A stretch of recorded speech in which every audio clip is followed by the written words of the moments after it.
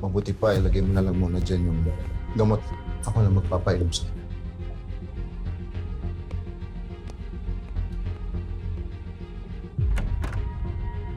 Senyor,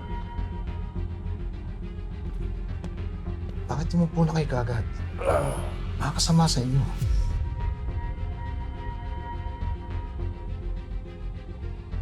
At kung maaari lang, huwag kayong kilos ng hanggang gusto ninyo. Makakaano doon sa sugat eh. Huwag mo akong malalahanin. Kaya ko to.